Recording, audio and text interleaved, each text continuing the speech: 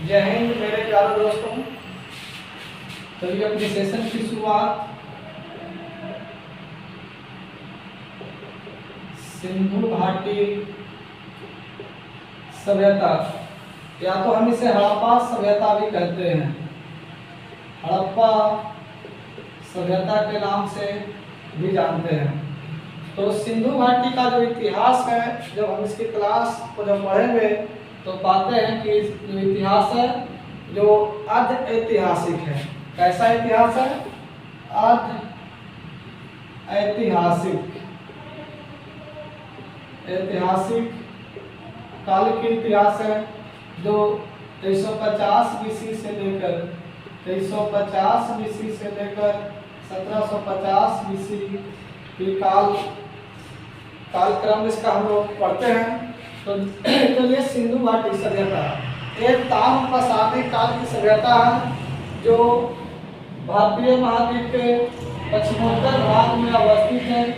यदि मैं इसके विस्तार की बात करूं तो उत्तर में मांडा, जम्मू कश्मीर का जो क्षेत्र है मांडा तक फैला हुआ है, और दक्षिण में दयामाबाद, कहाँ दयामाबाद, और यहाँ पर हम देखें तो पूर्व में आलमगीरपुर जो आपको उत्तर प्रदेश के मेरठ वाले क्षेत्र में पड़ता है, और यहाँ पे जो पड़ता है बलूचिस्तान, अफगानिस्तान, सुत्ता गिंडोर, ये क्षेत्र का नाम क्या है? सुत्ता गिंडोर, जिसको बोलते हैं बलूचिस्तान, बोलते हैं बलूचिस्तान में फैला हुआ है। यदि सिंधु घाटी सभ्यता यदि मैं विस्तार की बात करूं तो ऊपर में मांडा तक, यानी उत्तर में मांडा, दक्षिण में दयामाबाद, और पूर्व में आलमगीरपुर, और यहाँ पे क्या है? सुत्ता गिंडोर। ये इसकी चौहद्दी था, यदि विस्तार था, यानी कि भारतीय उपमहाद्वीप के पश्चिमोत्तर भाग, कहने का मतलब कि भारत के कुछ क्षेत्र, पाकिस्तान और अफगानिस्तान वाले क्षेत्र में सिंधु घाटी सभ्यता का विकास हुआ है, जो सभी सभ्यता से काफी उत्कृष्ट, विस्तृत एवं सुदृढ़ सभ्यता थी। जैसे मेसोपोटामिया की सभ्यता, मिस्र की सभ्यता, चीन की सभ्यता, इन सभी सभ्यताओं में सबसे मजबूत जो सभ्यता थी, सबसे सुदृढ़ और जो सबसे उत्कृष्ट सभ्यता थी, उसे बोला गया सिंधु घाटी सभ्यता। सिंधु घाटी सभ्यता उत्कृष्ट होने के कारण, सिंधु घाटी सभ्यता उत्कृष्ट होने के कारण इसे हड़प्पाई सभ्यता भी कहा जाता है। क्या कहते हैं? हड़प्पाई सभ्यता भी कहा जाता है, क्योंकि सर्वप्रथम हड़प्पा नगर की खोज किया गया 1921 ईस्वी में। जब हम पढ़ेंगे आगे कि 1921 ईस्वी में खोज किए थे दयाराम साहनी के द्वारा। तो चलिए हम लोग सिंधु घाटी सभ्यता की हम इतिहास की बात करें तो बताते हैं कि 1826 ईस्वी में चार्ल्स मेसन के द्वारा सिंधु घाटी सभ्यता के बारे में पहली बार खोज के बारे में निबंध किया गया, लेकिन इन्होंने असफल रहे। ये ब्रिटिश काल में, जब आप जानते होंगे कि कराची से लेकर लाहौर तक का जो क्षेत्र में जब खुदाई किया गया तो वहाँ पे ईंट की प्रमाण मिलता है। तो उन इतिहासकार पुरातात्विक विद्वानों ने तो इसे नहीं समझ पाया कि वो आखिर खुदाई के क्रम में ईंट मिला, तो ईंट के इतिहास को नहीं समझ पाया, उसे तहस-नहस करते हुए चले गए। लेकिन 1853 ईस्वी में, 1853 से 1856 ईस्वी में ASI के जो अध्यक्ष थे कनिंघम महोदय, कौन थे? कनिंघम महोदय, जिसे अलेक्जेंडर भी बोलते हैं। कनिंघम अलेक्जेंडर ने जब इसे खुदाई किया और हड़प्पा के जब दौरा पर वो निकले थे तो भी उन्हें समझ में नहीं आया कि आखिर ये जो प्रमाण मिल रहा है वो किस सभ्यता की इतिहास है। लेकिन 1921 ईस्वी में जॉन मार्शल ने, सर जॉन मार्शल महोदय ने, सर जॉन मार्शल महोदय के नेतृत्व में, सर जॉन मार्शल महोदय के नेतृत्व में भारतीय पुरातात्विकवेत्ता के अध्यक्ष दयाराम साहनी, दयाराम साहनी और राखल दास बनर्जी के नेतृत्व में जब इसे अध्ययन की जाती है तो 1921 ईस्वी में दयाराम साहनी के द्वारा हड़प्पा की जानकारी प्राप्त कर लेती है और काफी विस्तृत अन्वेषण के दौरान राखाल दास बनर्जी के द्वारा मोहनजोदाड़ो का खोज की जाती है। यानी क्वेश्चन आता है कि हड़प्पा की खोज किनके द्वारा किया गया? दयाराम साहनी के द्वारा। कब किया गया? 1921 ईस्वी में किया गया। हड़प्पा का मोहनजोदड़ो का खोज किनके द्वारा किया गया? तो राखाल दास बनर्जी के द्वारा किया गया। कब किया गया? तो 1922 एडी में किया जाता है। तो 1924 एडी में जॉन मार्शल महोदय ब्रिटिश में जाके इसकी विस्तृत जानकारी देती है और बताया जाता है कि भारत में एक सभ्यता है, उस सभ्यता का नाम है सिंधु घाटी सभ्यता। यानी कि क्वेश्चन सबसे भी आता है कि सर्वप्रथम सिंधु घाटी को जो नामकरण करने वाला जो पहला व्यक्ति है उस व्यक्ति का नाम क्या है? Sir John Marshall. Sir John Marshall. यानी कि चलिए हम पीछे कुछ क्विक रिवीजन करते हैं। सिंधु घाटी सभ्यता को हम लोग हड़प्पा सभ्यता बोलते हैं क्योंकि सिंधु नदी पे होने के कारण इसे सिंधु घाटी बोला गया, क्योंकि सिंधु नदी पर ही एक सभ्यता का उदय हुआ, उत्खनन हुआ, इसलिए इसे बोला गया सिंधु घाटी सभ्यता। और सिंधु घाटी सभ्यता में सभी सभ्यताओं में सबसे मजबूत जो सभ्यता थी वो सैंधव संस्कृति के थे और सैंधव संस्कृति काफी उन्नत था, उत्कृष्ट था और काफी सुदृढ़ व्यवस्था होने के कारण इसे हड़प्पा सभ्यता बोला गया। यानी कि सर्वप्रथम हड़प्पा की खोज जो किया था वो कौन खोज करने वाले कौन था? दयाराम साहनी, भारतीय भूगोल पुरातात्विक अध्यक्ष थे। और दूसरा थे जो मोहनजोदड़ो का खोज किए थे राखाल दास बनर्जी। ये भी सेकंड नगर के रूप में उभरते हैं जिसे मृतकों को टीला के नाम से जाना जाता है। बड़ा स्नानागार और अनागार यहाँ पे देखने के लिए मिलता है। तो ये तो हम लोग देख लिए इसके इतिहास के बारे में कि सर्वप्रथम जॉन सर मार्शल महोदय के द्वारा सिंधु घाटी का नामकरण किया गया। 1826 ईस्वी में चार्ल्स मेसन के द्वारा इसे खुदाई की जाती है।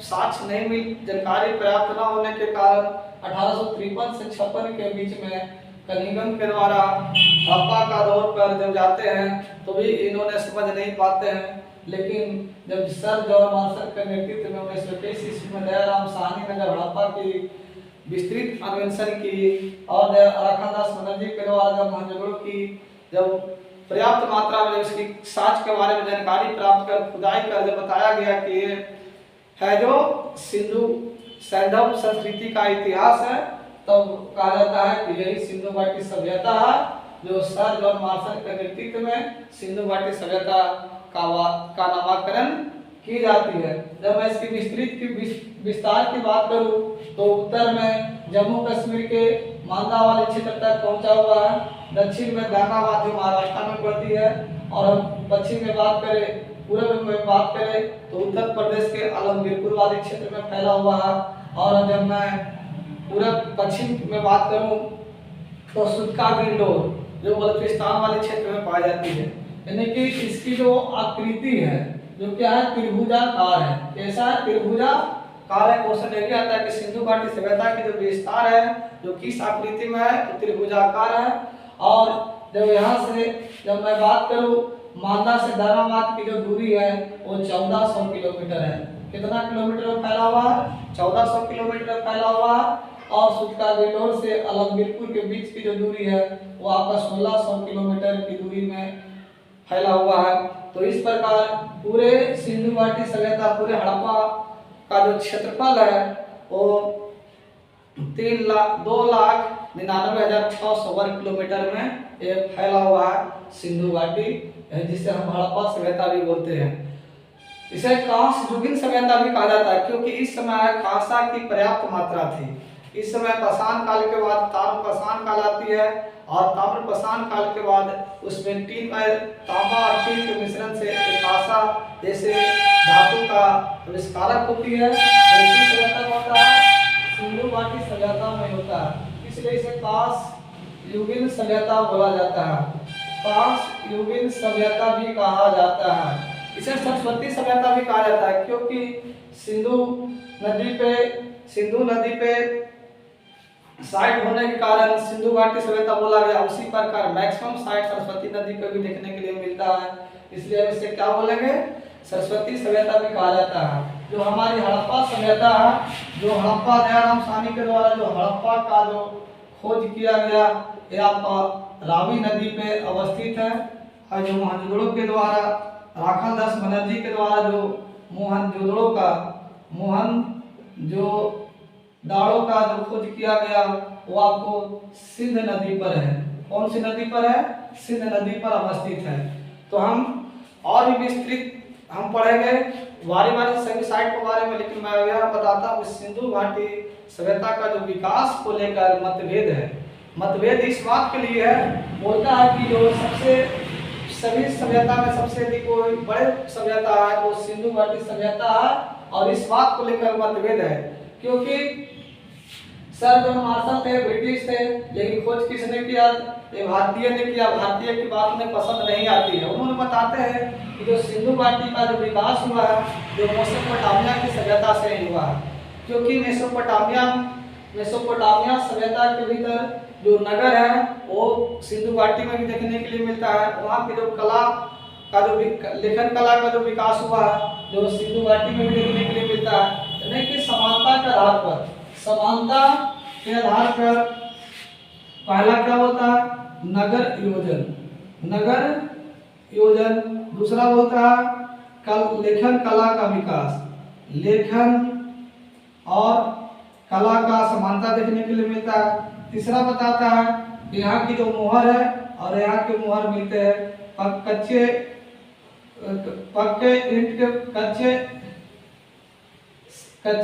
सड़क और पक्के ईंट के मकान मिले हैं, जो यहाँ पे भी देखने के लिए मिलता है। इस प्रकार और सर जॉन मार्शल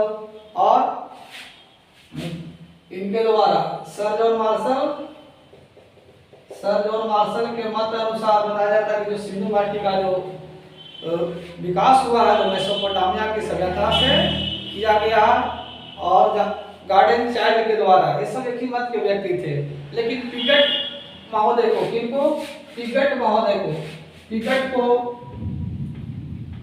महोदय को मानना है कि जो सिंधु घाटी सभ्यता का जो विकास हुआ है जो स्थानीय क्षेत्र से ही उत्पन्न हुआ, क्योंकि स्थानीय व्यक्तियों के द्वारा स्थानीय निवासियों के द्वारा इस सभ्यता का विकास किया गया है।